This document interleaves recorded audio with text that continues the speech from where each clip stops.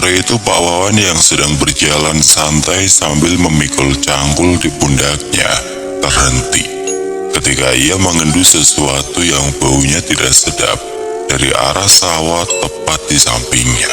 Pak Wawan yang tahu bermacam-macam bau bangkai terheran ketika aroma busuk menyengat hidungnya. Tidak tahan dengan baunya, tapi rasa penasaran mulai menghantui dalam benak Pak Wawan. Bukan tikus, ayam, anjing. Bau apa ini? Bisik hati Pak Wawan. Langkah demi langkah Pak Wawan mulai menghampiri bau tersebut. Langit yang kemerahan masih membuat Pak Wawan sedikit lega karena masih nampak jalan setapak yang ia lalui. Maklum, Pak Wawan sudah tidak lagi muda. Terhenti Pak Wawan tidak ingat apapun. Selain ia sudah berada di rumah sakit dan beberapa polisi sudah mengelilinginya. Ada apa ini Pak? Tanya Pak Wawan. Dengan tubuh bergemetar karena baru kali ini ia berurusan dengan polisi. Sontak saja Pak Wawan kembali pingsan. Aduh, pingsan lagi. Gimana mau dimintai keterangan? Bisik seorang polisi pada polisi berseragam bebas di sebelahnya. Sudah bubar saja dulu. Biarkan dia di sini sampai kondisinya benar-benar pulih. Kita tunggu hasil olah TKP dari yang di lapangan, ucap seorang komandan polisi. Semua petugas mengangguk menyetujui. 2 hari kemudian setelah kejadian yang menggegerkan satu desa, bagaimana tidak, sebuah jasad ditemukan dengan keadaan yang tidak biasa. Matanya melotot tajam ke atas, sekujur tubuhnya berwarna merah kehitaman. Pantas saja itu membuat Pak Wawan tidak sadarkan diri ketika melihatnya. Namun, tidak ada tanda-tanda kekerasan pada tubuh korban. Polisi masih terus menyelidiki kasus penemuan mayat tersebut dan meminta beberapa keterangan saksi-saksi, termasuk Pak Wawan, yang kini sudah berada di rumahnya setelah dinyatakan tidak bersalah. Polisi hanya menemukan sebuah kertas kecil lusuh yang digenggam erat oleh korban, bertuliskan, "Aku adalah musuh pertamamu di kehidupan berikutnya." Tidak ada kejelasan dari kasus tersebut karena minimnya bukti, serta tidak ada yang tahu identitas korban yang sebenarnya. Tidak terasa 5 tahun berlalu, kasus yang masih abu-abu itu masih belum berujung hingga sawah itu diratakan tanah oleh sebuah perusahaan yang sudah membeli tanah tersebut. Katanya ingin dijadikan sebuah sekolah swasta. Sebenarnya kepala desa sudah menolak atas perintah warga-warga dan beberapa tetua adat di sana. Alasannya jelas, karena tanah itu adalah tanah warisan leluhur. Namun kepala desa tidak bisa berbuat banyak. Setelah seorang tetua adat memberikan penjelasan bahwa uang hasil dari penjualan tanah tersebut akan diberikan sepenuhnya untuk kesejahteraan sosial warga desa itu, dan ia menambahkan dengan adanya pembangunan sekolah tersebut akan membantu anak-anak di sana mendapatkan pendidikan yang layak. Karena sebenarnya desa itu tertinggal jauh dari desa-desa lainnya dalam berbagai aspek. Akhirnya semua warga menyetujui. Memang ada beberapa pro dan kontra di antaranya, namun tetap keputusan ada di para tetua desa. Sebelum terlaksananya pembangunan itu akan ditentukan oleh para tetua desa kapan hari akan dilaksanakannya pembangunan tersebut.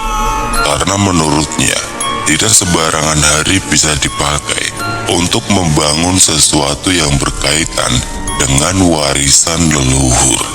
Hari itu di mana Pak Sudir, orang suruhan Pak Kades, menuju rumah Ki Amon. Ki Amon ini berusia 93 tahun, yang biasanya memutuskan kapan hari itu tiba lewat upacara yang akan dilakukannya. Rumahnya berada di ujung desa perbatasan antara hutan alami yang tidak pernah boleh dimasuki siapapun. Konon katanya siapapun yang melangkahkan kakinya, meski hanya selangkah, ia tidak akan pernah kembali. Pernah ada seorang anak kecil yang ingin mengambil bolanya. Berada 2 meter di antara papan penghalang antara desa dan hutan itu. Padahal anak itu sudah diperingatkan Ki Amon untuk tidak mengambil bola tersebut. Namun karena anak itu tidak mau mendengarkan apa yang Ki Amon katakan, anak itu melompati pagar setinggi betis orang dewasa. Dan naas, ia tidak pernah kembali. Bahkan Ki Amon dengan mata telanjang tidak tahu kemana perginya anak itu dengan sekali kedipan. Seperti ada gerbang gaib yang bersarang di seluruh papan pembatas tersebut. Akhirnya Pak Kades meninggikan papan-papan itu setinggi orang dewasa, agar anak-anak tidak lagi pergi ke sana. Sampailah Pak Sudir dengan motor tuanya di sebuah rumah yang cukup besar. Namun banyak patung-patung berkalungkan taring babi yang katanya untuk mengusir aura negatif ketika siapapun yang berkunjung ke rumah Ki Amon. Entah percaya atau tidak, Pak Sudir tidak begitu peduli.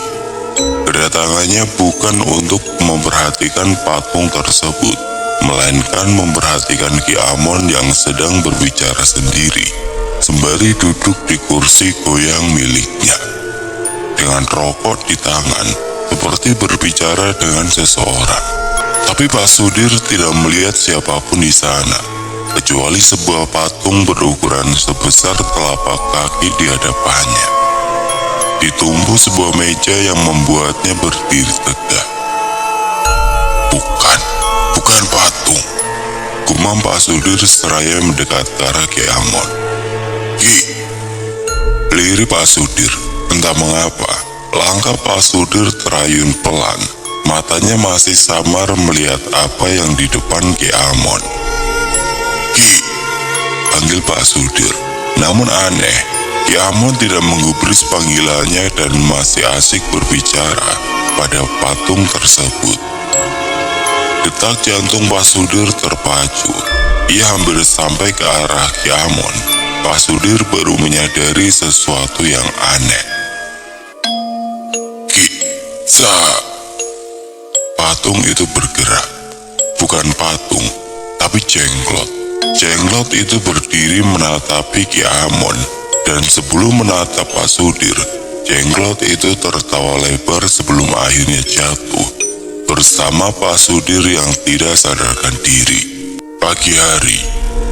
Dir, bangun, ucap Ki Amon pada Pak Sudir yang tertidur pulas di tempat yang sama saat ia tidak sadarkan diri. Maklum Ki Amon tidak punya siapa-siapa lagi. Dia hidup sendiri. Dengan tubuhnya yang tidak lagi muda, ia tidak akan mampu mengangkat tubuh Pak Sudir ke dalam rumahnya. Jadi ya dibiarkan saja seperti itu dari semalam. Dir, bangun. Ki Amon masih berusaha membangunkan Pak Sudir. Dan kali ini, ia menggunakan tongkat kayunya untuk memukul pelan tubuh Pak Sudir. Tidak lama Pak Sudir yang merasa tidak nyaman, akhirnya terbangun. Pak Sudir tersentak kaget. Di mana? Belum sempat ia menuntaskan perkataannya, ia teringat kejadian semalam dan langsung berdiri tegak serta mundur dari Ki Amon beberapa langkah. Sudir, gak usah takut begitu, gak apa-apa kok. Ki Amon berusaha menenangkan Pak Sudir yang masih syok atas apa yang melimpahnya semalam. Ya sudah, kamu pulang. Bilang Pak Kades, nanti malam ada pertemuan 5 tetua desa. Ada hal yang ingin dibicarakan, tutur Ki Amon. Pak Sudir yang mendengar perkataan Ki Amon segera beranjak pergi dari rumah Ki Amon tanpa satu kata pun yang ia lontarkan. Namun Ki Amon memaklumi dan Pak Sudir pun baru kali ini melihat sesuatu hal yang menurutnya mustahil. Tapi benar bagi sebagian orang, mistis tidak pernah bisa disandingkan oleh akal sehat. Jalanan yang rusak membuat Pak Sudir tidak memacu kendaraannya lebih cepat lagi. Padahal ia ingin sekali cepat-cepat sampai ke rumah Pak Kades. Hingga suatu teriakan membuatnya memberhentikan laju kendaraannya. "Sudir!" Pak Sudir menoleh ke arah suara tersebut berasal. Ternyata Pak Ali, sahabat baik Pak Sudir. "Mau kemana kamu? Ke rumah Pak Kades ya?" tanya Pak Ali sambil menenteng sebuah cangkul. Pak Sudir hanya mengangguk. "Ya sudah, aku ikut ya. Aku mau ke makam," tutur Pak Ali dan segera menaiki sepeda motor milik Pak Sudir. "Siapa yang meninggal?" tanya Pak Sudir. "Enggak, Pak Kades bermimpi semalam.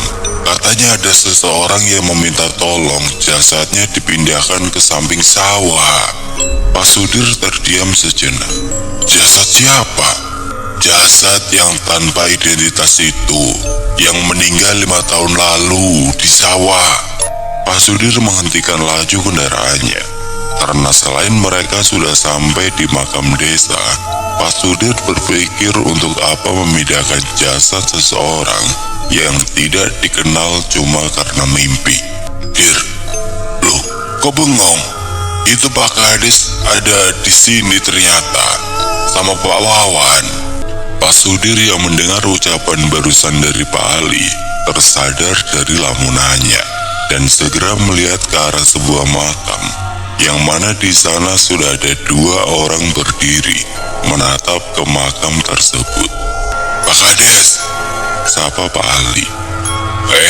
Ali, loh, sama Sudir juga?" tanya Pak Kades yang melihat Pak Ali dan Pak Sudir datang bersamaan. "Iya nih Pak Kades, saya nggak sengaja ketemu Sudir di jalan. Lagian tujuan kita sama-sama ingin bertemu Pak Kades," jawab Pak Ali, ditambah senyumnya. Iya. Oh ya, gimana Sudir? Apa kata Ki Anom?"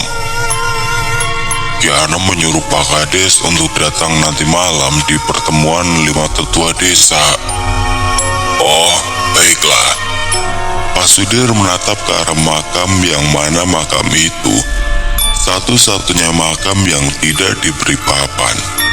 "Pak Kades benar ingin memindahkan makam ini?" tanya Pak Sudir dengan raut wajah tidak biasa. "Iya Dir, semalam saya bermimpi orang ini minta tolong pada saya untuk dipindahkan makamnya, karena hanya saya yang punya wewenang atas makam ini. Saya pikir hanya itu yang bisa saya bantu." Pak Sudir hanya terdiam. Begitu pula Pak Ali dan Pak Wawan. Akhirnya makam itu pun dibongkar. "Loh, kok masih bau?" ucap Pak Ali ketika setengah kuburan itu sudah mulai digali. "Iya Li, kok masih bau?" timbal Pak Wawan, yang masih magang sebagai tukang gali kubur sekitar 1 tahun yang lalu. "Bagaimana ini Pak?" tanya Pak Ali pada Pak Kades. "Coba lanjutkan saja." Akhirnya Pak Ali dan Pak Wawan menuruti perintah Pak Kades. Mereka terus menggali makam tersebut. Walau entah berapa kali mereka menahan muntah akibat bau yang makin lama semakin menyengat. "Masih utuh," teriak Pak Ali. Sedangkan Pak Wawan sudah kabur lebih dulu, diikuti Pak Ali yang keluar dari liang lahat tersebut.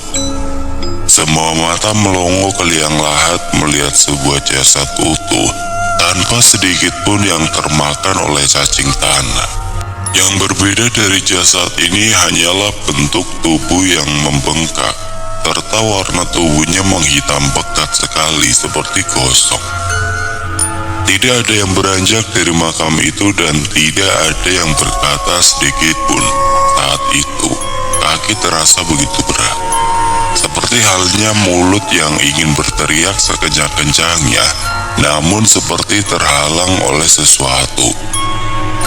Bahkan tangan yang sedari tadi menutup hidung karena bau busuk yang menyengat terlepas. "Pak Kades!" teriak seorang dari kejauhan. Semua lamunan terbuyarkan karena suara itu, dan semua mata menatap suara itu berasal. Ternyata suara itu dari Pak Wawan yang sudah kabur duluan dari tadi. Dan ia bersama seseorang yang mana Pak Kades, Pak Ali dan Pak Sudir mengenalnya. "Ki Amon!" Ki Amon tiba-tiba membentak Pak Kades. "Goblok, sudah dibilang dari awal jangan pernah bongkar kuburan ini, apapun yang terjadi." "Tapi Ki, saya nggak tega. Setiap malam dia datang ke mimpi saya," tutur Pak Kades dengan nada lemah. "Terus gimana ini Ki?" tanya Pak Ali. Ki Amon terlihat menghela nafas panjang. "Sudah, jangan terlibat terlalu jauh. Turuti saja permintaan terakhirnya." Semuanya terdiam, meski semuanya berpikir keras apa maksud dari perkataan Ki Amon yang menyatakan jangan terlibat terlalu jauh. "Baik Ki," tutur Pak Kades. Namun Pak Ali dan Pak Wawan menolak. "Maaf Pak Kades, bukan saya ingin menolak perintah Pak Kades, tapi mayat ini benar-benar buat saya merinding. Apalagi harus membopong keluar dari liang lahat itu. Ditambah saya nggak kuat cium bau busuknya." "Benar Pak Kades, mungkin Pak Kades bisa cari orang lain." "Waduh, bagaimana nih Ki?" tanya Pak Kades pada Ki Amon, seolah meminta pendapat. Ki Amon hanya menggelengkan kepala. "Ya sudah, mikir." Ki Amon mengeluarkan sesuatu dari sakunya, sebuah keris seukuran jari manis, dibalut rapi oleh kain berwarna merah. Ki Amon duduk bersila, menghadap ke arah makam itu. Mulutnya merapalkan mantra. Kemudian Ki Amon berdiri, mengangkat tinggi-tinggi keris itu lalu melempar keris itu dengan sangat keras. Semua mata terbelalak ngeri ketika keris itu menancap rapi di dahi jasad tersebut. Seketika, mata dari jasad itu terbuka, namun kosong. Tidak ada bola matanya.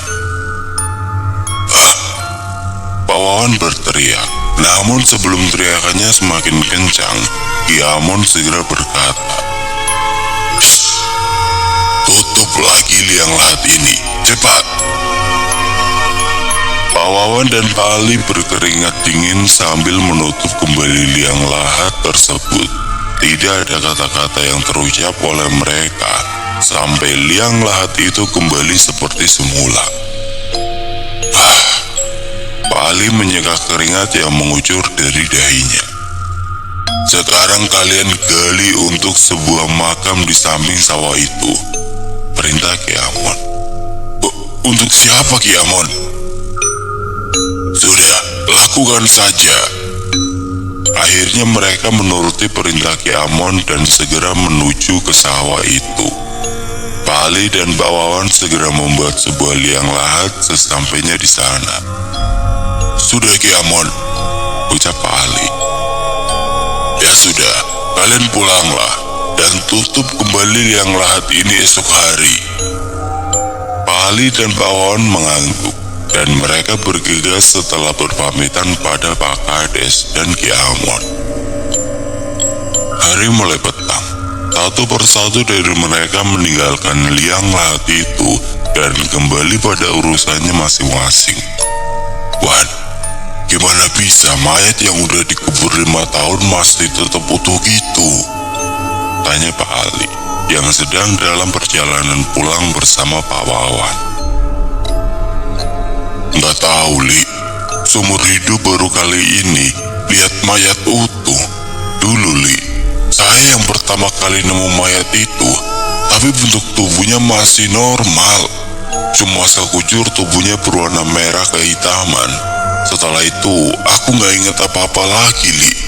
Tiba-tiba udah di rumah sakit. Kamu sama sekali gak tahu kenapa dia bisa meninggal? Enggak, Li. Tapi berbagai omongan yang saya dengar berkata, katanya itu korban santet. Santet? Masa iya sampai segitunya, Wan?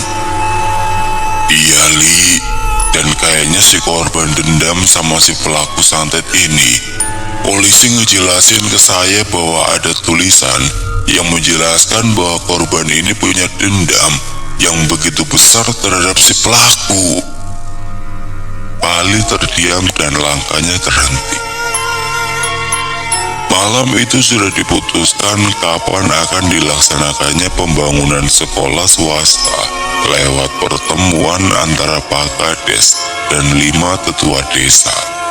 Tidak ada yang mengetahui pembicaraan dari pertemuan yang mereka lakukan, karena hanya mereka-mereka lah yang berperan penting terhadap desa ini, dan pembangunan itu akan dilaksanakan hari Rabu Wage.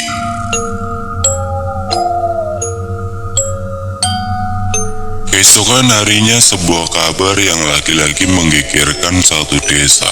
Semua warga sudah berkumpul di tanah yang cukup lapang di sebelah sawah desa.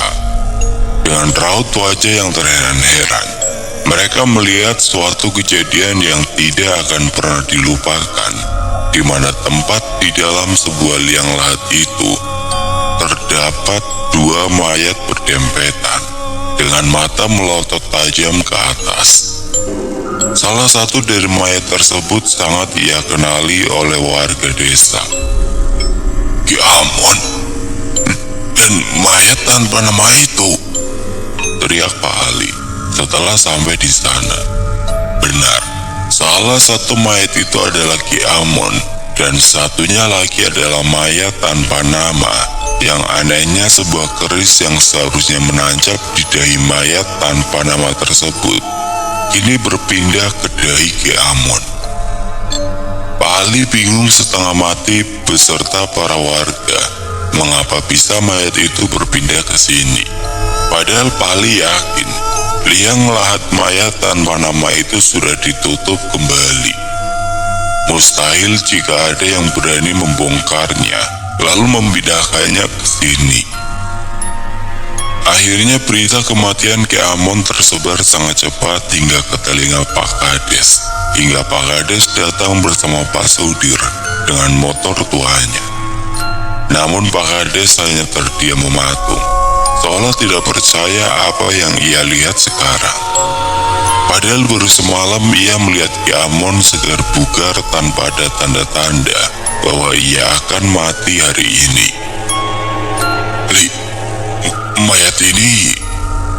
Tanya Pak Sudir pada Pak Ali, yang juga tidak percaya bahwa mayat Ki Amon bersama dengan mayat tanpa nama itu. Saya juga nggak tahu, Dir. Siapa yang memindahkan mayat itu ke sini? Saya yakin gak ada yang berani memindahin mayat itu ke sini. Karena ngelihat mayat itu juga udah bikin jantung mau copot. Ditambah bau busuk mayat itu bukan seperti mayat-mayat yang pernah saya kuburin, Dir. Benar juga, Li, tutur Pak Sudir. Di tengah riuhnya suasana tiba-tiba datang seorang kakek tua berambut putih panjang mengenakan pakaian serba hitam. Permisi, kata kakek itu yang berusaha menembus padatnya warga. Warga yang mendengar perkataan itu sekaligus mengenal siapa seorang kakek tua tersebut segera memberi jalan. Siapa yang tidak mengenal Ki Jambrong, seorang jawara, namanya masyhur sekabupaten, sekaligus salah satu tetua desa. Untuk apa kalian mempertontonkan sebuah mayat yang entah dosa apa dia pada kalian? Cepat angkat mayat Ki Anom, mandikan dan kuburkan dengan layak, perintah Ki Jambrong dengan suara beratnya. serta tatapannya yang tajam membuat siapapun akan takut menatapnya. Tidak ada yang berani menolak perintah Ki Jambrong, tapi tidak ada pula yang berani mengangkat mayat Ki Anom dari liang lahat tersebut. "Ali, tunggu apa?" tanya Ki Jambrong seraya melirik Pak Ali yang sedari tadi berdiri di depan liang lahat itu. "Oh, anu Ki, saya nggak kuat mengangkatnya sendiri," jawab Pak Ali beralasan. "Lalu warga-warga yang ada di sini, yang menonton kedua mayat ini, untuk apa berada di sini? Melihat suatu musibah yang sama sekali tidak layak untuk dipertontonkan," sindir Ki Jambrong pada para warga. "Jika mayat Amon tidak diangkat dan dikuburkan dengan layak, saya bersumpah ada sesuatu musibah besar yang akan menimpa desa ini," tambah Ki Jambrong yang sudah sedikit geram melihat tingkah para warga, dan ia segera pergi meninggalkan kerumunan warga tersebut. Para warga yang mendengar ultimatum dari Ki Jambrong segera membantu Pak Ali yang sudah terjun duluan ke dalam liang lahat tersebut. Akhirnya mayat Ki Anom diangkat oleh beberapa warga yang membantu Pak Ali. "Gimana dengan mayat ini, Li?" tanya seorang warga sambil menunjuk mayat yang tadi berada di samping mayat Ki Amon. "Sudah, kuburkan saja di sini," ucap Pak Kades menyela pembicaraan. Pak Ali menatap Pak Kades sejenak sebelum mengiyakan perkataannya. "Iya, kuburkan saja di sini." Akhirnya liang lahat itu perlahan ditutup kembali oleh tanah, membiarkan mayat tanpa nama itu di sana. Sedangkan mayat Ki Amon akan dilakukan otopsi untuk mengetahui apa penyebab kematiannya. Namun hasil otopsi membuktikan tidak ada tanda-tanda kekerasan di tubuhnya. Hanya ada satu luka tusuk di dahinya. Itu pun menyatakan bahwa Ki Amon sendiri yang menusuk dahinya, dan Ki Amon dinyatakan meninggal karena bunuh diri. Para warga tidak meyakini hasil dari otopsi itu karena tahu betul tetua desa itu tidak bodoh sampai-sampai melakukan bunuh diri. Ki Amon pun jadi perbincangan hangat di setiap warung-warung kopi yang berada di desa. Desas-desus yang beredar, Ki Amon dibunuh oleh seseorang yang tidak senang atas keberadaannya. Namun lagi-lagi tidak ada yang mempunyai cukup bukti untuk mengungkap hal itu. Hingga hari itu tiba, hari di mana pembangunan sekolah akan dilaksanakan yang dihadiri oleh 4 tetua desa, Pak Kades, serta para warga yang antusias bergotong royong membantu pembangunan tersebut. Tidak ada keanehan yang terjadi ketika pembangunan dimulai. Semua berjalan baik. Tidak terasa 2 tahun berlalu sejak sekolah swasta itu didirikan. Semua warga senang akhirnya anak-anak mereka bisa bersekolah tanpa harus berjalan jauh lagi. Namun semua berubah ketika lagi-lagi Pak Kades menyetujui pembangunan sebuah lapangan di sebelah sekolah tersebut di mana mayat tanpa nama itu dikubur, dan harus memindahkan mayat itu lagi. Namun Pak Wawan dan Pak Ali menolak untuk memindahkan kembali mayat itu. Alasannya jelas, ia tidak mau melihat sesuatu hal yang membuat jantungnya hampir copot. Akhirnya mau tidak mau, makam tanpa nama itu ikut diratakan. Disinilah sesuatu hal aneh terjadi. Sehari setelah makam itu diratakan, semua pekerja yang ikut serta saat itu mengalami penyakit yang tidak biasa. Tubuh para pekerja itu seperti terbakar. "Panas, tolong!" teriak salah satu pekerja yang berlari ke sana kemari, meminta pertolongan. Kenapa, Pak?" panas, air, air. Teriak lagi pekerja itu sambil berlari ke arah sebuah danau desa. Pak, jangan melompat, himbau warga seraya mengejar pekerja tersebut. Namun naas tidak dapat ditolong. Pekerja itu tidak mendengarkan apa yang warga itu katakan. Pekerja itu melompat ke sebuah danau yang cukup dalam dan tidak pernah kembali. Meski beberapa tim SAR sudah membantu, para warga yang ikut serta pencarian pekerja itu pun tidak membuahkan hasil. Sanak keluarga para pekerja histeris karena keesokan harinya semua pekerja itu tewas di saat yang bersamaan, di jam yang sama, penyakitnya pun sama. Hingga terdengar sebuah berita yang sangat mengejutkan, di mana seseorang yang sangat dihormati pun ikut tewas karena penyakit itu. Orang itu adalah Pak Kades. Berita itu terdengar sampai ke telinga 4 tetua desa. 4 tetua desa itu geram bukan main karena ada sesuatu yang terjadi pada desanya. Dan ini bukan lagi untuk mereka bersantai-santai, hingga sebuah upacara keramat akan dilakukan untuk sebuah pembersihan dari segala hal gaib.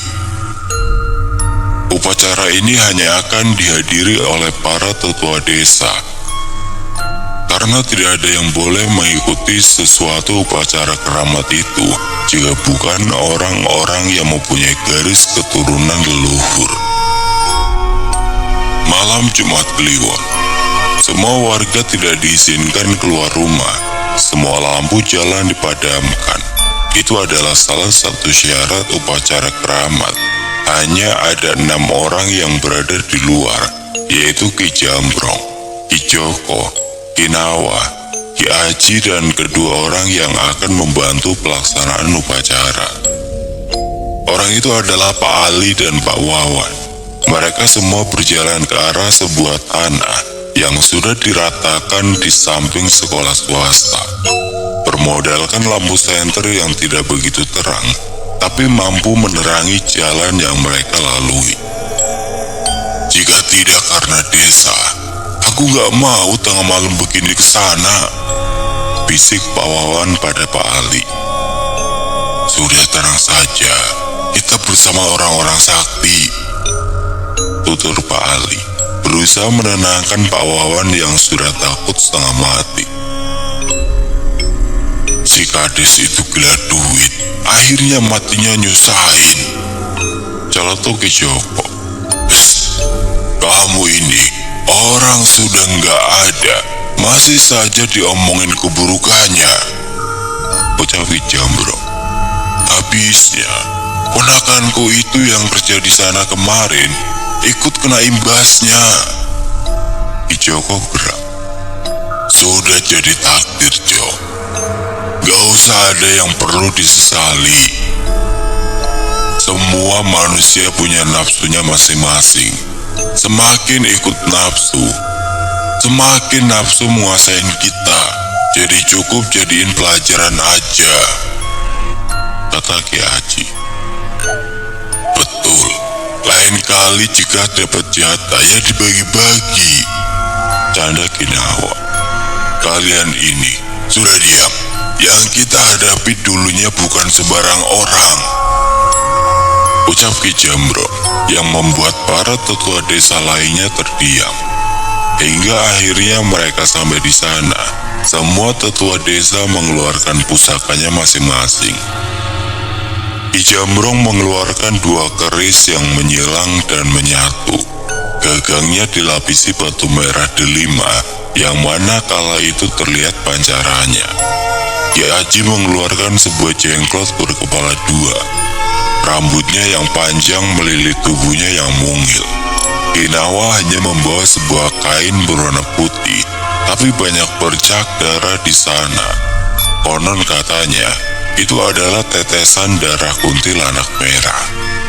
Dan terakhir Ki Joko, yang membawa sebuah potongan rambut serta kuku-kuku yang tersimpan rapi di sebuah toples seukuran kepalan tangan. Mereka berempat duduk dan membuat lingkaran di depan kuburan tanpa nama itu. "Ali, Wawan," ucap Ki Jambrong. Iya, ada apa, Ki?" jawab Pak Ali dan Pak Wawan yang diam mematung di belakang para tetua desa. "Gali kuburan itu." Pak Ali dan Pak Wawan saling menatap sebelum akhirnya mereka mengatakan isi hatinya. "Kami takut, Ki," dengan bibir yang bergetar hebat. Siapapun yang berada di sana selain mereka pasti akan terkencing-kencing karena suasana yang hening dan gelap gulita. Hanya ada 4 lampu senter berukuran kecil yang masing-masing dari senter itu hanya mampu menerangi satu titik karena pencahayaannya yang enggak terlalu luas. "Cepat gali kubur itu. Sudah tidak ada lagi untuk berbincang-bincang di sini," Ki Jambrong menegaskan. Tidak ada pilihan untuk Pak Ali dan Pak Wawan selain mengikuti perintah tetua desa. Mereka pun mulai menggali makam itu ketika Ki Jambrong mengangkat kerisnya dengan satu tangan. Ki Aji melepas ikatan rambut yang melilit tubuh Jenglot miliknya. Ki Nawa membuka lipatan sebuah kain putih bercak merah darah dan ternyata di dalamnya terdapat sebuah jarum emas yang biasa disebut wesi kuning. Dan Ki Joko membuka toples yang berisikan rambut serta kuku. Kuku yang entah milik siapa, namun konon katanya itu adalah milik leluhurnya. Dan kemudian mereka berempat merapalkan sebuah mantra dengan mata terpejam. Hingga terpaan angin yang begitu dingin dan hawa yang berbeda mulai dirasakan Pak Ali dan Pak Wawan. "Li, perasaanku kok nggak enak ya. Kita kabur yuk, mumpung para tetua desa lagi menjamin matanya," ucap Pak Wawan yang matanya mengawasi sekitarnya. "Kamu ini, Wan, kamu nggak dengar kata Ki Jambrong? Ini semua demi keluarga kita dan desa ini. Kamu gak mau kan ada sesuatu yang terjadi padanya?"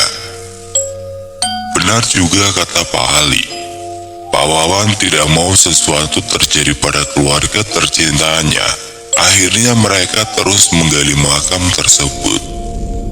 Hingga teriakan satu dari rumah warga tidak terdengar terlalu keras, tapi mampu membuat bulu kuduk Pak Ali dan Pak Wawan merinding. Bukan hanya satu, terdengar lagi suara teriakan-teriakan dari beberapa rumah warga desa, sehingga suasana yang hening tadi berubah menjadi mencekam. "Bagaimana ini, Li?" tanya Pak Wawan, yang keringatnya sudah mengucur deras, bukan karena lelah, tapi karena ketakutan. Pak Ali juga terlihat takut dan seolah memberanikan dirinya.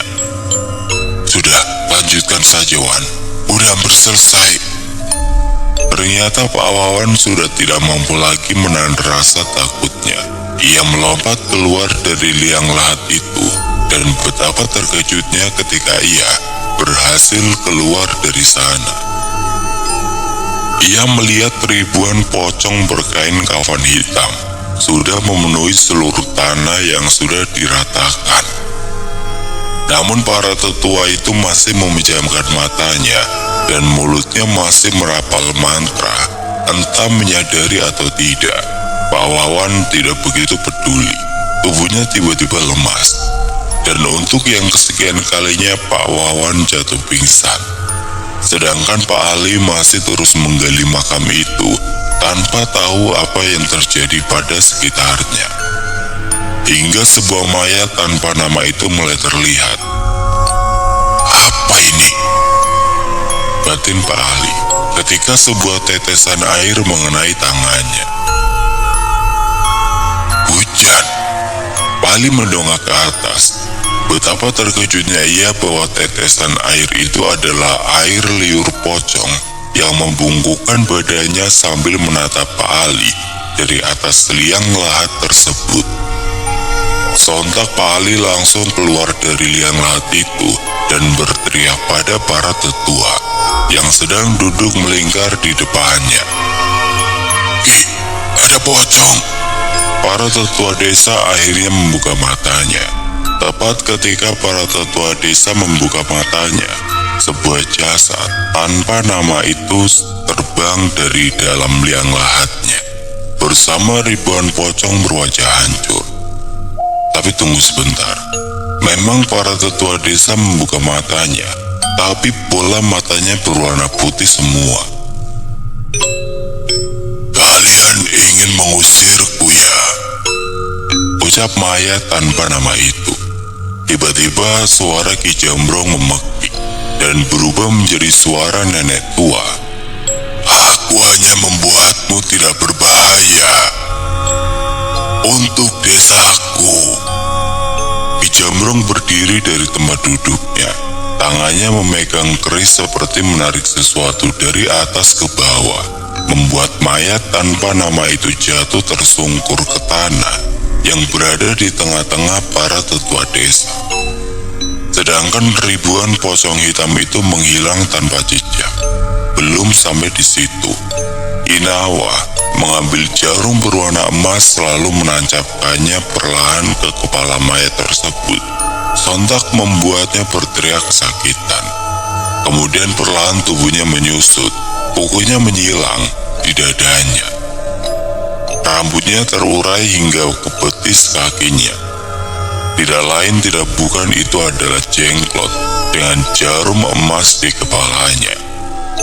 Para tetua desa perlahan mulai tersadar, sedangkan Pak Ali yang masih tidak mampu meresapi apa yang terjadi barusan, hanya diam, tidak satu kata pun terucap dari mulutnya.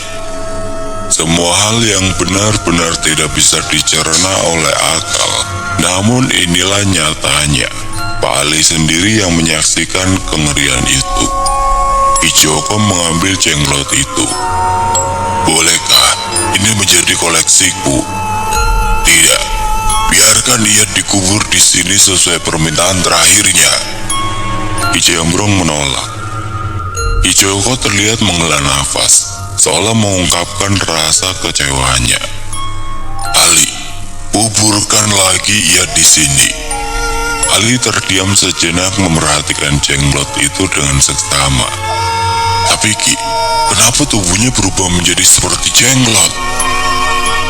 "Pada dasarnya semua manusia akan diterima oleh bumi ketika ia mati.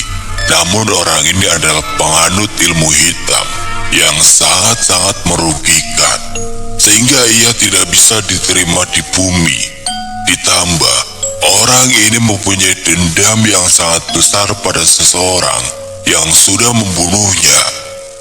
Ia akan diambang oleh dua dunia, antara kematian dan kehidupan selanjutnya, seperti arwah penasaran." Penjelasan Ki Jambrong. "Berarti sebenarnya ia masih hidup?" "Yang hidup hanya rohnya. Sudah, cepat, lakukan tugasmu, Li." "Baik, Ki." Pak Ali pun mulai perlahan menutup kembali liang lahat tersebut oleh tanah. Hingga selesai, Pak Ali menatap Pak Wawan yang masih terbaring tidak sadarkan diri. "Gimana dengan Wawan, Ki?" "Sudah, biarkan saja di sini. Nanti juga sadar sendiri."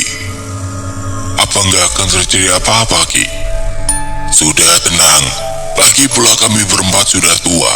Terlalu buang-buang tenaga untuk mengangkat tubuh si Wawan." "Benar.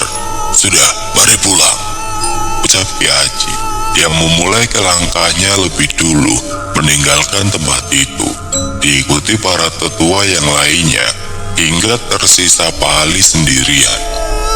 Pak Ali menatap Pak Wawan sejenak, sebelum lari terbirit-birit karena mengingat segala hal yang terjadi tadi. Akhirnya pembangunan sebuah lapangan dilaksanakan di atas sebuah makam tanpa nama. Tidak ada keanehan di hari-hari selanjutnya, hingga sampai pembangunan itu selesai. Di hari itu di mana Ki Jambrong ditunjuk sebagai kepala desa yang baru atas perintah warga desa. Tidak ada yang keberatan satupun karena Ki Jambrong sudah banyak berjasa terhadap desa. Rina anak dari Pak Ali yang akan didaftarkan Pak Ali untuk masuk ke sekolah swasta itu. Hari itu di mana Rina sangat senang karena akhirnya ia dapat bersekolah tanpa perlu lagi berjalan 5 km ke desa sebelah untuk bersekolah. Karena di desanya sudah ada sekolah menengah pertama. Rina adalah anak sematawayang Pak Ali dan satu-satunya harta yang paling berharga untuk Pak Ali, karena setelah kematian sang istri, hanya Rina yang mampu menjadikan Pak Ali bekerja siang malam demi menghidupi si buah hati dan mewujudkan impian manisnya sebagai seorang dokter spesialis. Biaya masuk sekolah itu cukup terbilang menguras tabungan Pak Ali. Belum lagi biaya bulanan yang harus dia keluarkan. Namun Pak Ali tidak mau lagi melihat lelahnya Rina setelah berjalan 5 km demi mendapat ilmu. Akhirnya Pak Ali setuju dengan kesepakatan sekolah swasta itu. Rina pun mendapat seragam serta buku LKS dan kemudian berjalan pulang bersama Pak Ali setelah mendaftarkan diri. "Bapak, makasih ya Pak, udah mau berjuang menyekolahkanku. Aku janji sama Bapak, kelak aku yang berjuang demi Bapak," tutur Rina seraya menenteng kantong kresek berisi seragam dan buku LKS. Pak Ali tersenyum bangga karena Rina memperhatikan perjuangan bapaknya tercinta. "Kamu sekolah yang benar ya nak. Itu sudah cukup bagi Bapak merasakan perjuanganmu." "Pasti Pak," senyum manis Rina. Hari-hari berlalu. Pak Ali yang selalu berangkat ke makam tidak lupa mengantarkan Rina ke sekolah swasta itu. Selain searah, Pak Ali harus memastikan bahwa Rina benar-benar selamat sampai tujuan.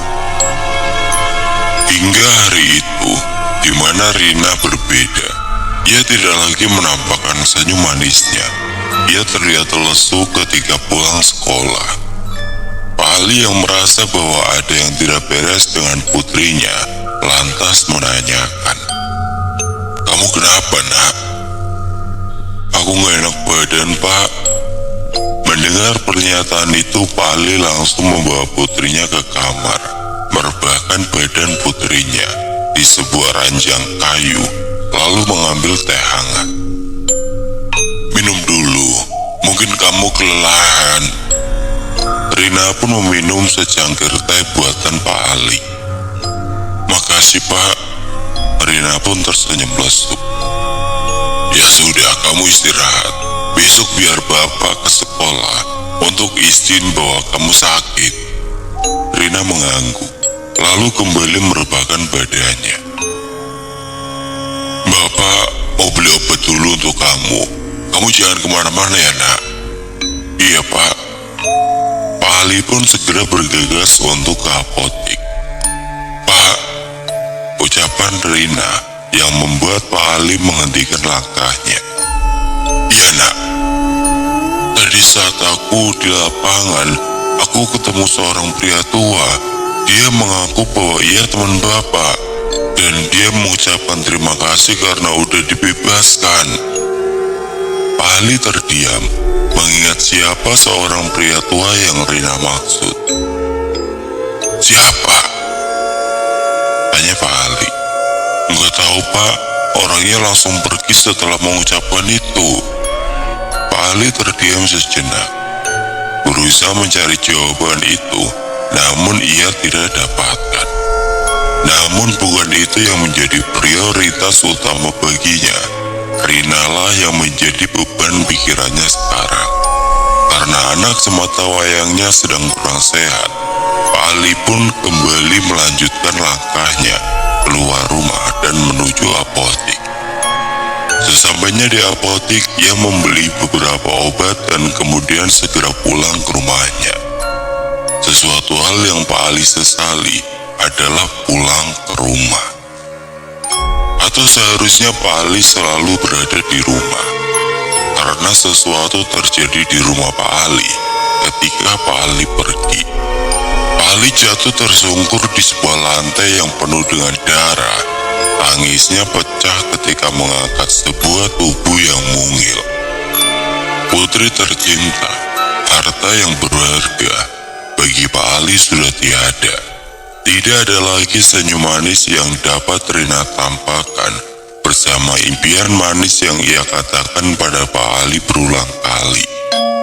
Rina ditemukan tidak bernyawa di sebuah lantai kamarnya dengan mulut yang menganga dan darah mengucur deras dari mulutnya. Bagaimana rasanya seorang tukang kubur harus menggali sebuah liang lahat untuk keluarganya sendiri, apalagi buah hatinya sendiri. Pupus sudah segala harapan yang ia tanam pada Rina. Sekarang Rina hanya terdiam kaku ketika diturunkan perlahan ke dalam liang lahat.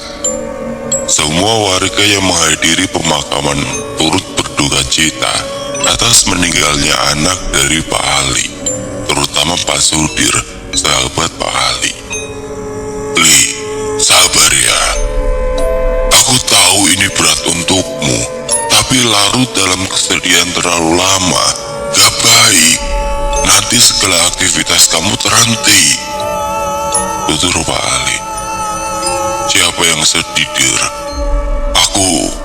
Aku gak sedih sama sekali, Dir. Ucapan Pak Ali membuat Pak Sudir tidak tega. Pak Sudir yakin kondisi hatinya benar-benar hancur. Itu dibuktikan ketika semua warga satu persatu pergi meninggalkan sebuah pemakaman itu. Sedangkan Pak Ali masih diam membisu di depan makam anaknya. Li, ayo pulang, ajak Pak Sudir. Namun Pak Ali tetap terdiam membisu dengan tatapan yang kosong. Li, sudahlah Dir, kamu pulang saja. Biarkan aku di sini dan tidur di sini menjaga anakku. Pernyataan Pak Ali membuat Pak Sudir geleng-geleng kepala. Istighfar, Li. Tepat ketika ucapan ini dikatakan oleh Pak Sudir, tiba-tiba angin berembus pelan, namun menusuk tulang, membuat perasaan Pak Sudir tidak enak. Mata Pak Sudir mengawasi area pemakaman. Tepat di samping sebuah pohon beringin, ada sesosok anak kecil bertubuh pucat pasti sedang berdiri. Ia sedang menatap ke arah Pak Sudir dan Pak Ali. Pak Sudir mengenalinya, itu adalah Rina. Tapi ada sesosok lagi di belakang Rina, seorang pria bertubuh besar, tangannya yang dipenuhi ulat sedang menutup mulut Rina. Li, ayo pergi dari sini, ucap Pak Sudir menarik paksa Pak Ali. Apa sih, Dir? Aku masih mau di sini. Pak Ali memaksa berhenti. Li, aku tahu kenapa anakku meninggal. Serius kamu? Sudah, ikut aku, ucap Pak Sudir. Tidak lagi memaksa Pak Ali meninggalkan makam tersebut, karena Pak Ali mengikuti langkah Pak Sudir. Mereka berdua menuju ke suatu tempat menggunakan motor tua Pak Sudir. Pak Sudir dan Pak Ali terheran-heran ketika melihat sekumpulan para warga yang berkumpul di sekitar sebuah rumah yang mereka berdua kenali. Pak Sudir dan Pak Ali yang merasa ada yang tidak beres segera turun dari motornya, lalu menembus kerumunan warga. Betapa terkejutnya mereka berdua melihat sebuah mayat terkapar dengan mulut yang menganga lebar. Ki Jambrong, Pak Ali berteriak. Pak Sudir menarik Pak Ali keluar dari kerumunan. Ngapain sih, Dir? Itu Ki Jambrong mati. Aku tahu, Li. Ikut aku. Kemana? Sudah, ikut. Pak Sudir menyalakan motornya. Mereka berdua menuju suatu tempat lagi. Tolong! Teriak salah satu warga sambil berlari ke sana kemari. Bertepatan ketika Pak Sudir dan Pak Ali lewat. Ada apa, Pak? Tanya Pak Sudir. Kinawa meninggal. Pak Sudir dan Pak Ali saling menatap. Kemudian Pak Sudir menancap gas motornya lagi ke sebuah rumah. Hingga lagi-lagi seorang warga berteriak sambil berlari. Tolong, Ki Haji meninggal, tolong. Disambut lagi oleh salah satu warga yang berteriak. Tolong, Ki Joko meninggal. Hari itu di mana 4 pilar bagi desa tumbang bersamaan tanpa sebab. Suasana riuh di sana sini. Kejadian itu membuat seluruh desa takut sekaligus bingung karena kematian 4 tetua itu tanpa sesuatu yang jelas. Ada beberapa warga yang mengetahui bahwa ada sebuah cahaya api melayang-layang di atap rumah Ki Jambrong malam sebelum kematiannya. Bukan hanya di atap rumah Ki Jambrong, di atap para tetua lainnya juga ada. Pak Sudir yang mendengar pembicaraan para warga itu lantas berbisik pada Pak Ali. Kamu tahu kan, siapa yang melakukan ini?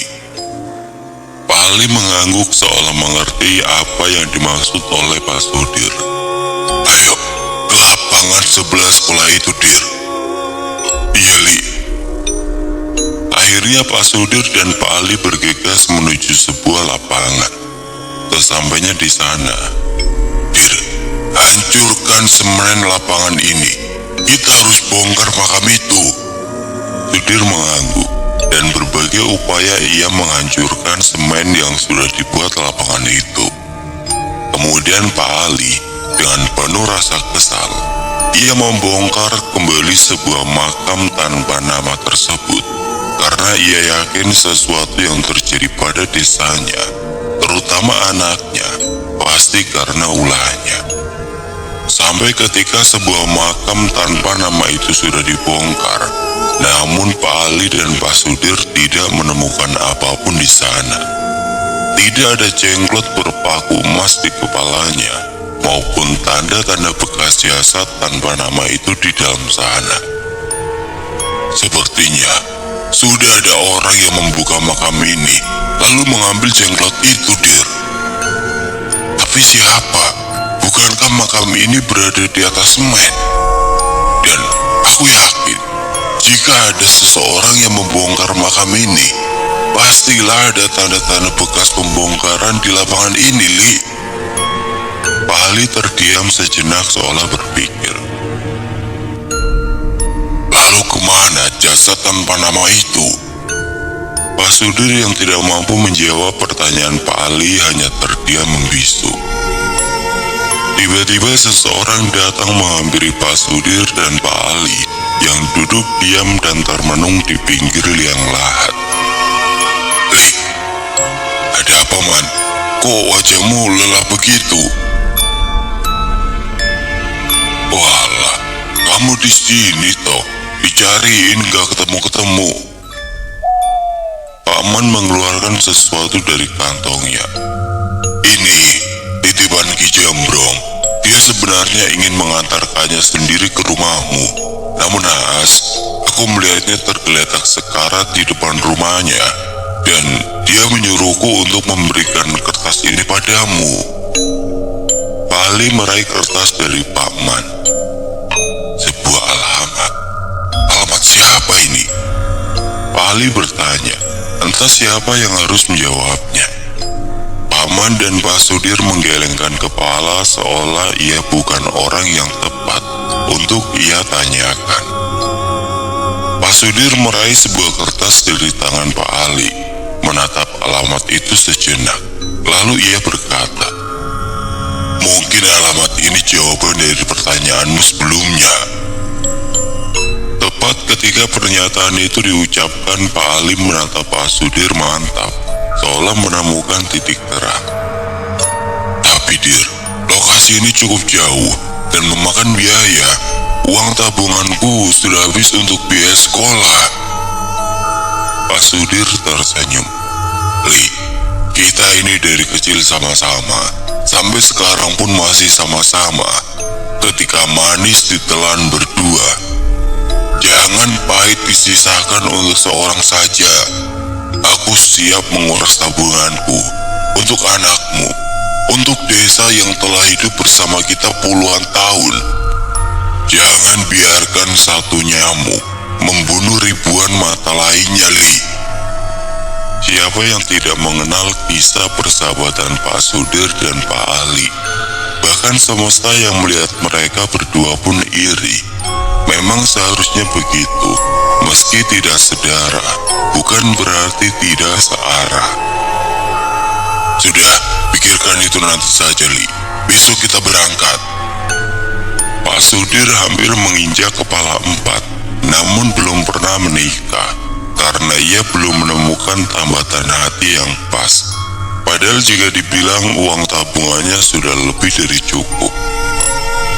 Keesokan harinya di pagi hari yang cerah, menambah semangat keduanya mencari jawaban di atas sebuah pertanyaan sekaligus peristiwa yang akhir-akhir ini terjadi di desanya. Pak Ali dan Pak Sudir sudah berada di terminal bis S. Kota tujuan alamat itu berada cukup jauh, yang mengharuskan mereka untuk menaiki bis antar kota. Berbekal tas punggung berisi bermacam-macam, ada pakaian, makanan ringan serta minuman berkemasan. Berada di dalam kedua tas masing-masing, karena waktu ke kota tersebut memakan waktu sekitar 7-8 jam. Di sebuah kaca jendela bis, Pak Ali bersandar. Matanya berkali-kali melihat beberapa rumah seiringnya laju bis, sedangkan Pak Sudir asik melihat sebuah berita TV yang terpasang dalam bis. Meski suara TV kalah dengan suara sound dangdut, Pak Sudir tetap menikmati seolah paham apa isi berita yang ditayangkan. Kemudian tidak terasa mereka hanyut dalam tidur, membiarkan sopir bis melakukan tugasnya, yaitu mengantarkan kami sampai tujuan dengan selamat. Tidak terasa waktu cepat berlalu ketika mereka sedang terlelap hingga bis memasuki terminal kota tujuan. Sore itu langit tampak kemerahan, membentang luas seperti sebuah harapan yang tidak pernah tuntas. Seorang kenek bis mengetuk kaca jendela menggunakan uang logam, berhasil membangunkan mereka. Sudah sampai ya? Tanya Pak Sudir. Sepertinya, jawab Pak Ali melihat sebuah plang nama kota dari kaca jendela bis. Bis berhenti, menandakan mereka sudah boleh melanjutkan perjalanan selanjutnya. Entah kemana para penumpang lainnya, Pak Sudir dan Pak Ali tidak terlalu peduli. Li, coba lihat alamatnya lagi. Biar kita tanyakan pada tukang ojek. Ucap Pak Sudir seraya menaikkan sebuah tas ke punggungnya. Pak Ali mengambil sebuah kertas dari sakunya, dan mereka menghampiri seorang ojek. Pak, tahu alamat ini? Tanya Pak Ali menyodorkan sebuah kertas berisikan alamat sebuah desa bernama Belara.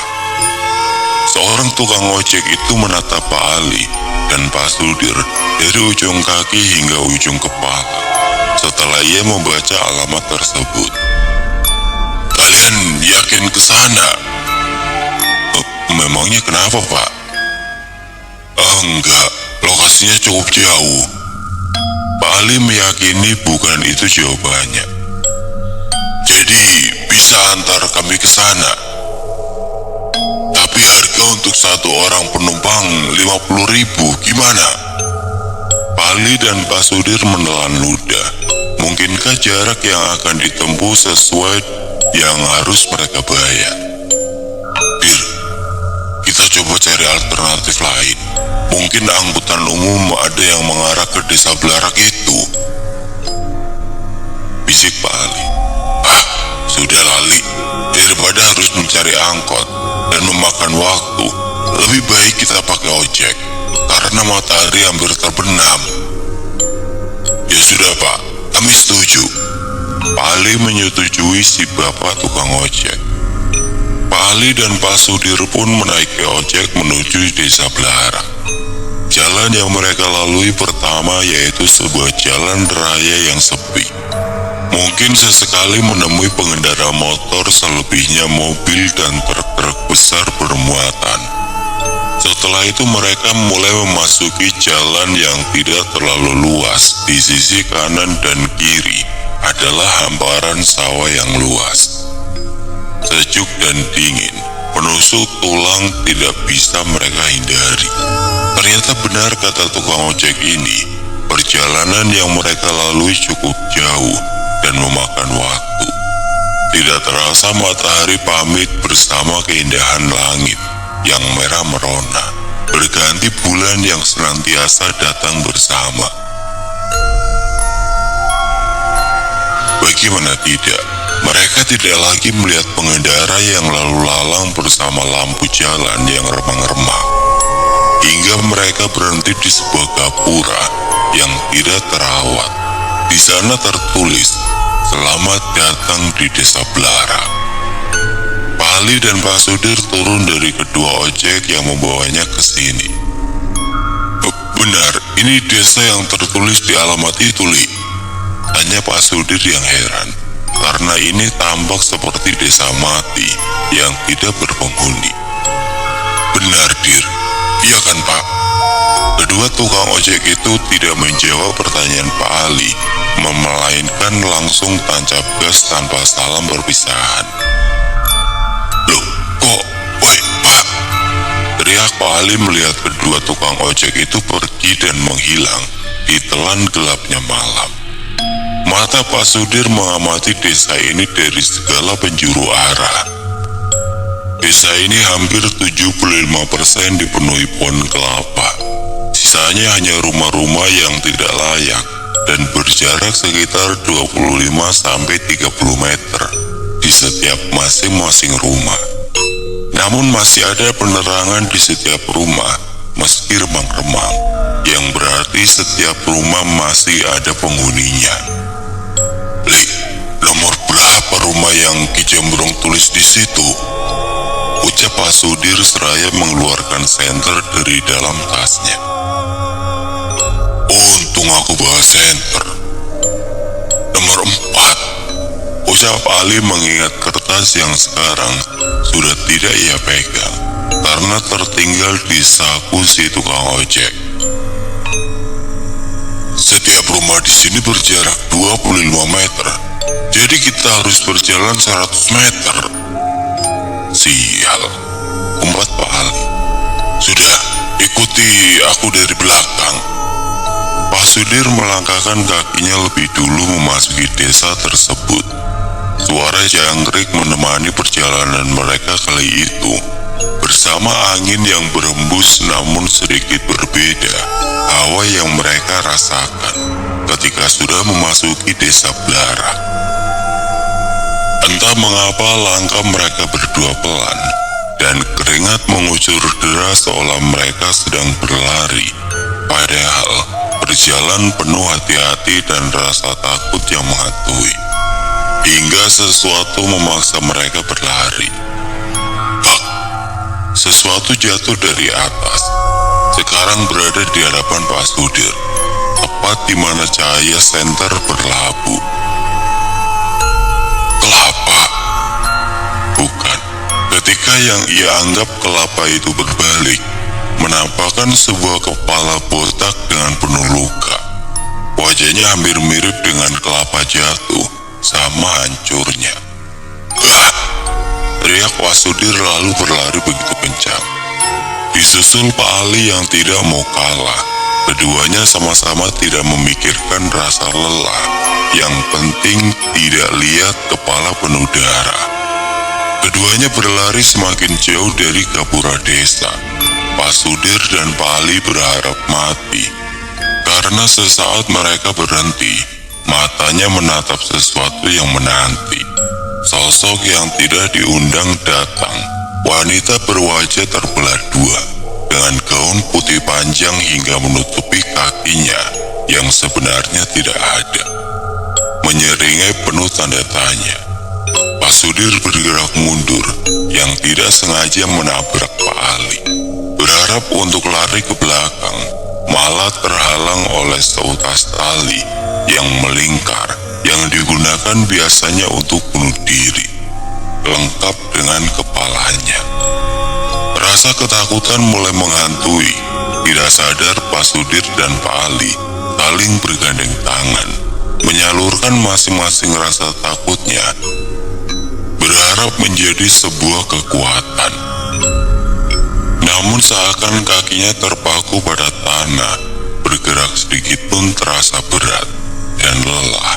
Akhirnya Pak Sudir menyerah. Ia terjatuh di tanah. Bersama rintik hujan yang turun, perlahan diikuti gema petir. Loh, badanku, batin Pak Ali, yang merasa seluruh tubuhnya lemas seketika. Pak Ali berusaha sekuat tenaga menahan tubuhnya yang hampir jatuh. Matanya berkedip berkali-kali, menahan sebuah rasa kantuk yang luar biasa, hingga ia menangkap sesuatu yang tidak biasa. Di depan sebuah pohon kelapa, ia melihat sosok bocah, berbaju putih tapi tidak bernoda. Di tangannya terdapat sebuah payung hitam, sedang mengamati Pak Ali dan Pak Sudir. Siapa bocah itu? Suara petir dan cahaya kilatnya berhasil membuat Pak Ali menyadari sesosok bocah itu sekarang. Karena bocah itu sudah berada di hadapannya, entah bagaimana caranya, yang Pak Ali yakin ia bukan seorang bocah biasa atau bukan manusia. Ucapkan salam, kata seorang bocah itu pada Pak Ali, yang kesadarannya mulai hilang dan ia bersiap bermimpi. Sesuai keyakinan Pak Ali, ia mengucapkan salam. Assalamualaikum. Di sebuah rumah tua, rumah yang dibangun 100 meter dari gapura desa ini memiliki arsitektur Belanda. Mungkin memang bekas peninggalan Belanda. Cuma ini satu-satunya rumah yang menurut saya layak untuk dihuni, karena beberapa tembok yang masih kokoh, meski beberapa noda mendiami, serta beberapa tanaman yang menjalar ke seluruh tembok tersebut. Rumah ini begitu luas, namun saya meyakini bahwa rumah ini sudah berusia ratusan tahun.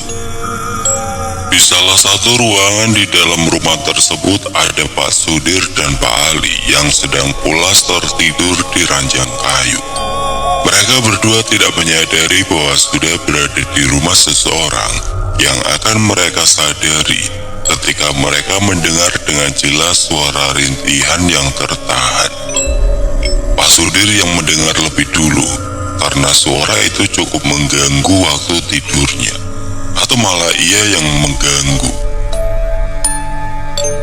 Pak Sudir menatap langit-langit kamar yang ia diami sebelum akhirnya beranjak dan berkata, "Aku di mana?" Pak Sudir menatap sekelilingnya, melihat Pak Ali di pojok ruangan kamar ini, meringkuk di atas sebuah tikar. Pak Sudir melangkahkan kakinya perlahan menuju Pak Ali. Pak Sudir berusaha membangunkan Pak Ali. Sontak hampir membuat Pak Ali berteriak karena mengingat apa yang ia alami sebelumnya. Segera Pak Sudir menutup mulut Pak Ali. Jangan berisik. Pak Ali memeriksa sekitarnya dan mengangguk. Kita di mana? Aku juga nggak tahu. Tapi kamu dengar suara nggak? Suara apa? Pak Pak Sudir menunjuk sebuah tembok di sebelah ranjang kayu tempat ia tertidur tadi. Ada yang ngeritik kesakitan, tidak begitu keras, namun jelas.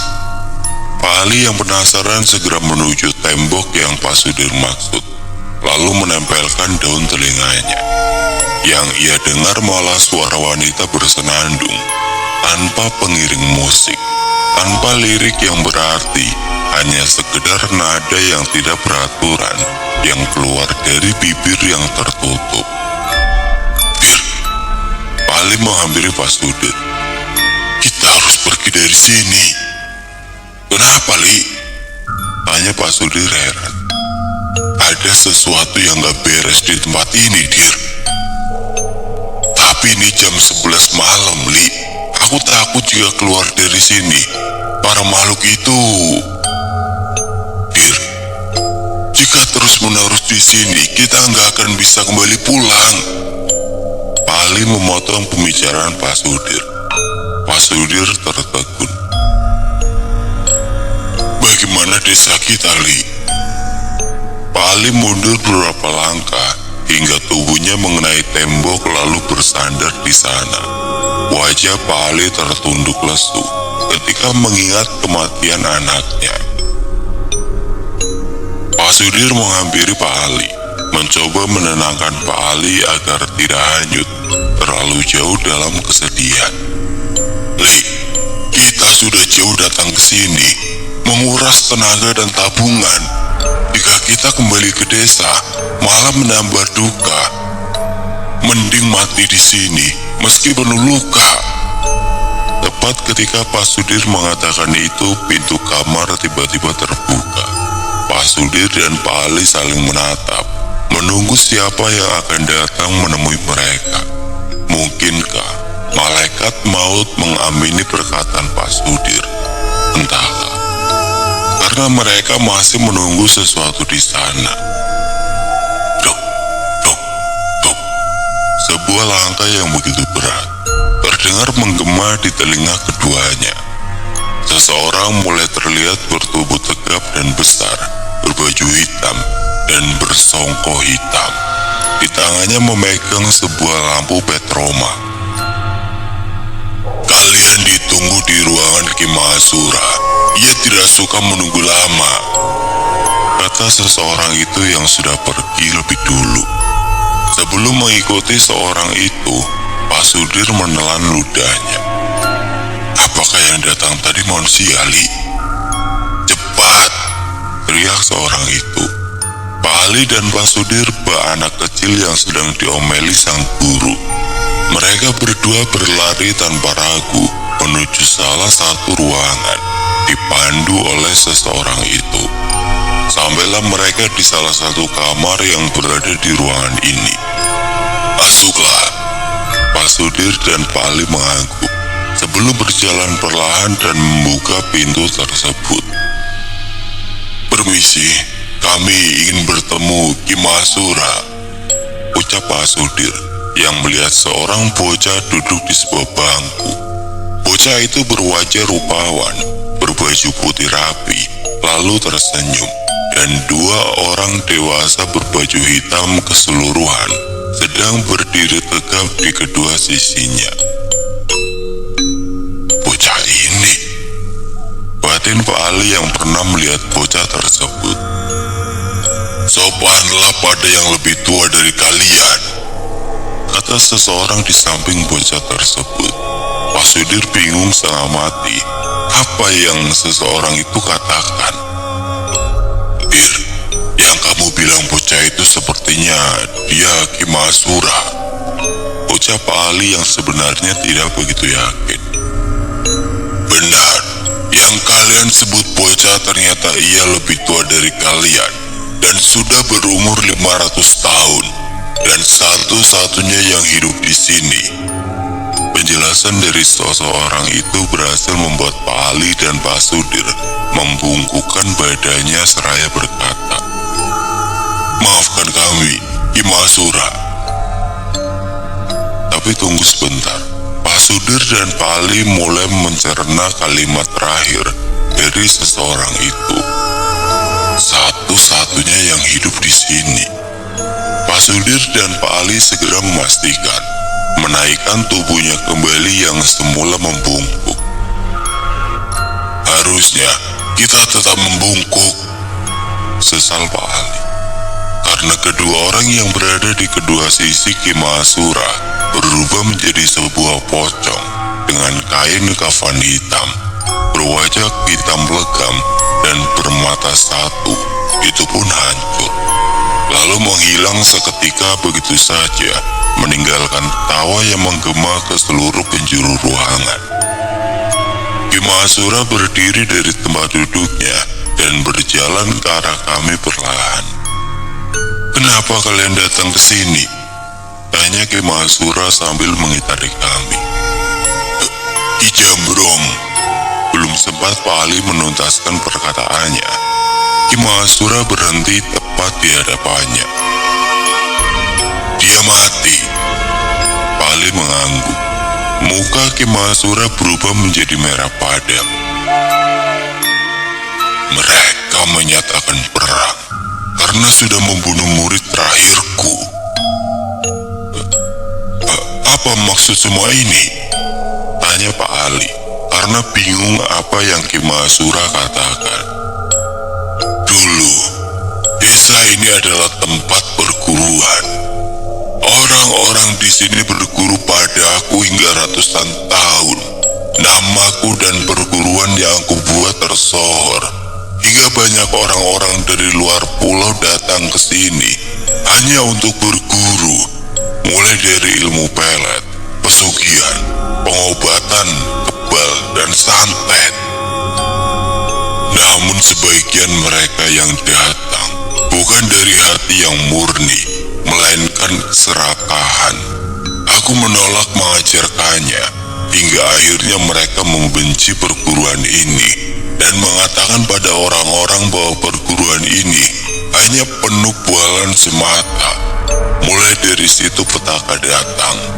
Ternyata benci dari hati mereka tidak hilang begitu saja. Mereka mencari seorang guru yang mampu mengajari kesaktian, hingga mereka menemukan sebuah perguruan yang disebut Sewupati, dan gurunya bernama Rojo Wijoyo. Bak baskom kotor diisi oleh air yang keruh, maka hitamlah sudah. Ternyata Rojo Wijoyo memiliki hati yang kotor. Ia memang sudah sejak dulu ingin menghancurkan perguruan ini, tapi selalu gagal. Karena dia iri terhadap perguruanku yang semakin lama, semakin masyhur. Puncaknya ketika ia sudah memiliki 1000 anak murid. Ia melakukan hal yang seharusnya tidak dilakukan. Apa itu? Sewupati, 1000 banaspati dikirim ke desa ini. Lalu, tanya Pak Sudir penasaran. "Semua muridku mati, hanya Jambrong yang selamat hari itu." "Mengapanya ia yang selamat?" "Jambrong bukan asli warga desa ini, dan kebetulan atau tidak, hari itu ia sedang tidak berada di desa ini." "Kau membiarkan murid-muridmu mati begitu saja?" "Tidak. Jika ia menggunakan Sewupati, aku memakai ilmu santet tertinggi dengan kematian yang menyedihkan. Memang, sebelum mati, ia belum merasakan apapun. Tapi ketika ia sudah mati, tubuhnya masih merasakan sakit yang luar biasa, seperti dipukuli ribuan orang setiap detik, menit, dan hari. Jasadnya pun tidak akan diterima oleh bumi. Malah jasadnya menghitam dan membengkak bertahun-tahun. Maka tidak jarang mereka meminta tolong melalui mimpi." Pak Ali dan Pak Sudir saling menatap seolah mengingat sesuatu. Lalu keduanya berkata bersama-sama, "Mayat tanpa nama itu." "Benar, mayat yang kalian temukan itu, ia Ialah satu-satunya murid Rojo Wijoyo. Ia datang ke sana hanya untuk membunuh Jambrong. Namun aku sudah membunuhnya dengan janur ireng sebelum ia sampai ke rumahnya. Akhirnya Ki Jambrong tetap mati bersama warga desa lainnya, termasuk anakku. Pak Ali menendang Ki Mahasura hingga terpental. "Loh, Li, kenapa? Apa yang salah?" tanya Pak Sudir. "Bir, karena perang itu desa kita kena imbasnya, termasuk anakku. Aku akan membunuh dia, Dir." Pak Ali menunjuk Ki Mahasura. "Bodoh, aku sudah mati sejak lahir dan hidup di berbagai beraga orang lain. Maka dari itu hanya aku yang tidak bisa disantet, apalagi dibunuh." Ki Mahasura berdiri, membersihkan debu di bajunya. "Alah, aku tidak peduli. Kamu hanya membual. Mengaku sakti menyelamatkan murid-muridmu saja tidak bisa," geram Pak Ali. "Majulah." Ki Mahasura melebarkan tangannya seolah menerima tantangan Pak Ali. Pak Ali maju dan sedikit berlari. Semua rasa kesal bersatu pada kepalan tangan yang berurat, bersiap menghantam Ki Mahasura yang berbadan cilik. Namun belum sampai tangan Pak Ali menyentuh kepala Ki Mahasura, ia terpental jauh dan berteriak kesakitan. "Ah!" Pak Sudir menganga tidak percaya apa yang ia lihat barusan. "Biadab!" Pak Ali berusaha bangkit, namun ia merasakan sesuatu yang aneh terjadi di tubuhnya. Li, tanganmu," ucap Pak Sudir. Barulah Pak Ali menyadari sekaligus merasakan apa yang belum pernah ia rasakan seumur hidup. Tangan Pak Ali bengkok ke arah yang tidak seharusnya, serta jari jemarinya yang remuk. Ia seperti memukul sebuah tembok baja dengan sekuat tenaga. Pak Ali tidak mampu mengangkat tangan kanannya yang terkulai lemas. Ia hanya mampu menahan air mata dan menahan rasa sakit yang luar biasa. "Bagaimana?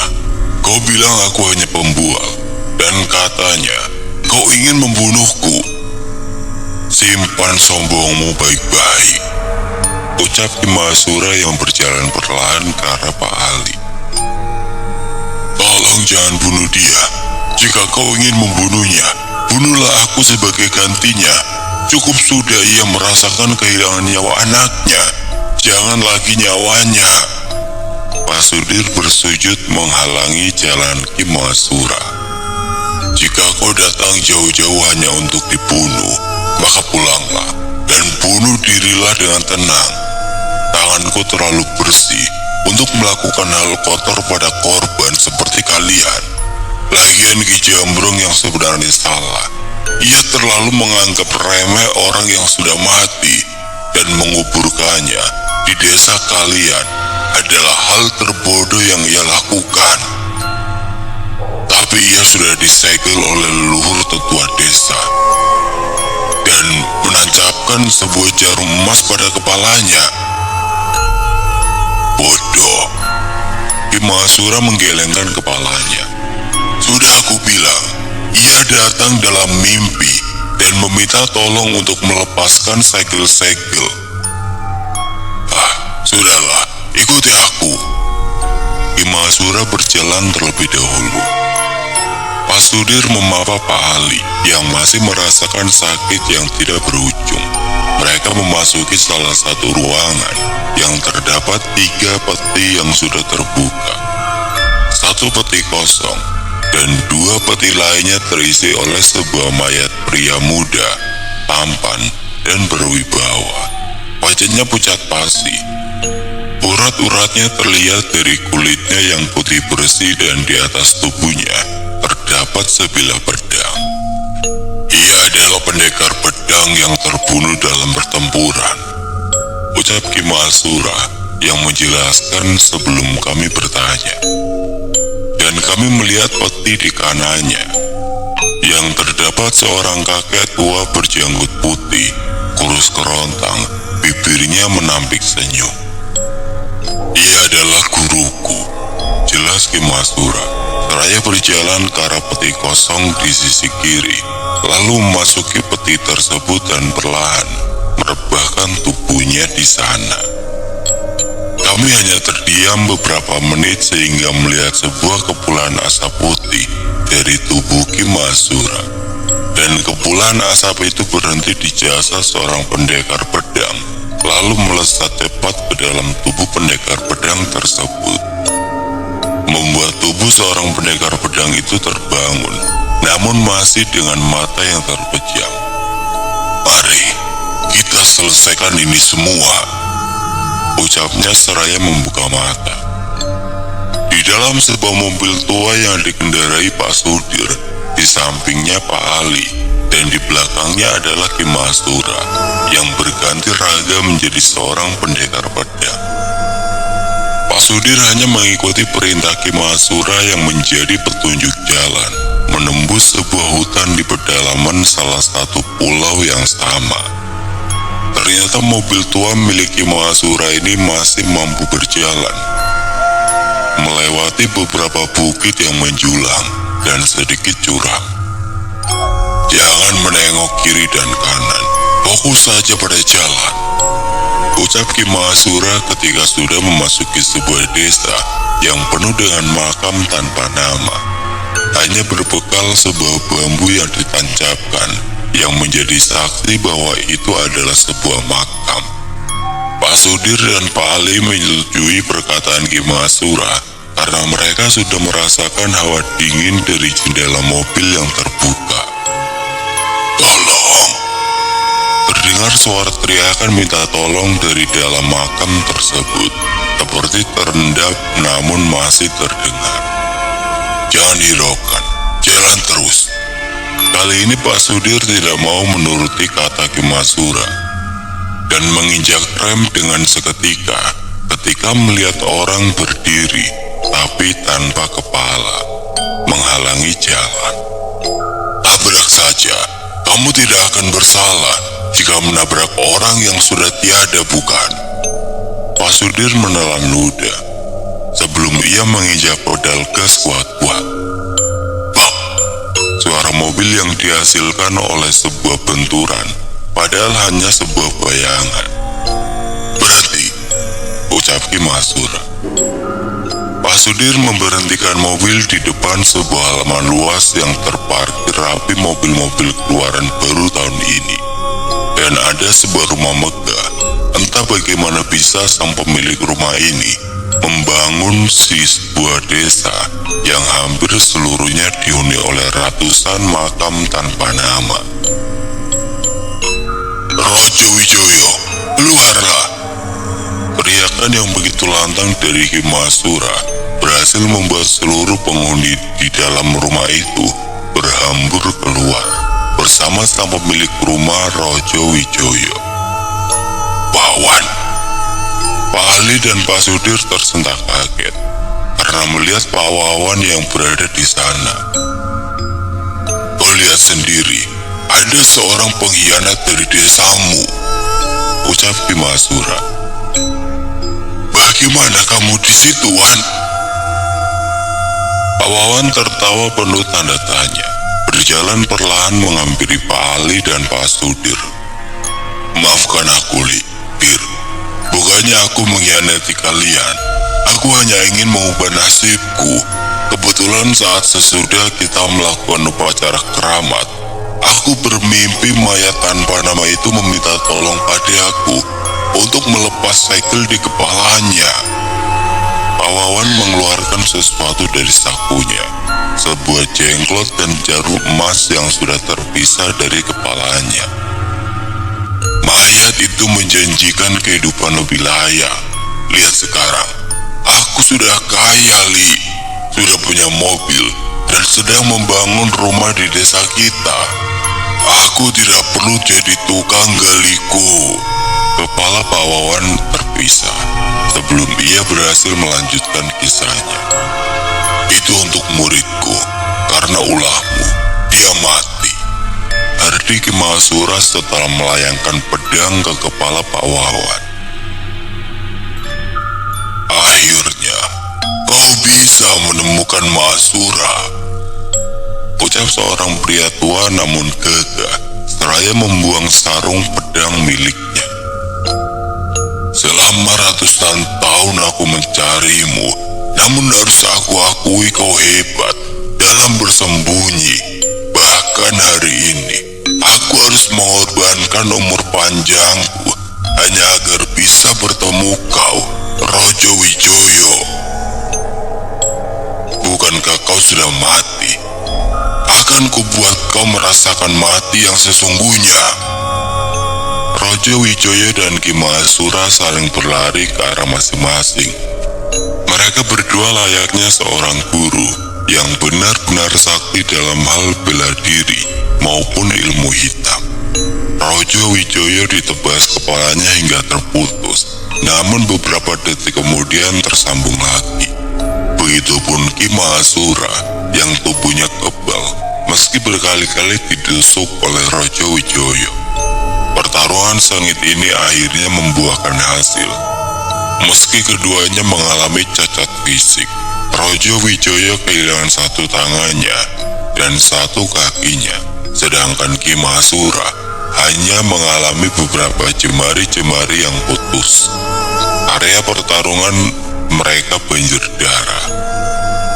Ternyata ilmu anti ragamu tidak terlalu kuat dibanding ilmu tameng wajah milikku. Sekuat apapun besi, meski dipotong oleh sebilah pisau, akan tetap terpotong, meski harus mengeluarkan tenaga ekstra. Betulkah Raja Wijoyo? Ledek Ki Mahasura yang unggul dalam pertarungan. Kesadaran Raja Wijoyo mulai hilang akibat darah yang terus keluar dari luka-luka miliknya. Ki Mahasura keluar sebagai pemenang. Ali, Sudir, kemari, teriak Ki Mahasura. Pak Sudir dan Pak Ali segera ke sana. Ki Mahasura duduk bersila. Li, Dir, apa yang ingin kalian tanyakan lagi sebelum aku pergi? Kemana Ki Mahasura pergi? Aku akan pergi ke alam sana, karena ilmu terawangan yang aku pakai untuk mencari tempat Raja Wijoyo berada memakan sisa-sisa umurku.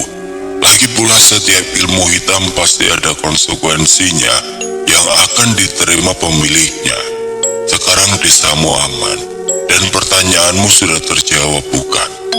Siapa dalang dibalik sebuah peristiwa yang terjadi di desamu? Jadi, izinkan aku pamit, dan kuburkan aku dengan layak ya Li. Kamu kan tukang gali kubur. Hanya itu permintaanku. Terima kasih. Kata terakhir Ki Mahasura seraya tersenyum bersama mata yang terpejam perlahan. Ki Mahasura tiada dalam keadaan bersila. Oke teman-teman, sekian untuk kisah kali ini. Bagaimana menurut kalian tentang kisah ini? Tulis komentar kalian di kolom komentar. Dan buat teman-teman yang baru bergabung, jangan lupa untuk like, komen, share, serta subscribe channel ini. Dan nantikan kisah-kisah horor berikutnya. Wassalamualaikum warahmatullahi wabarakatuh.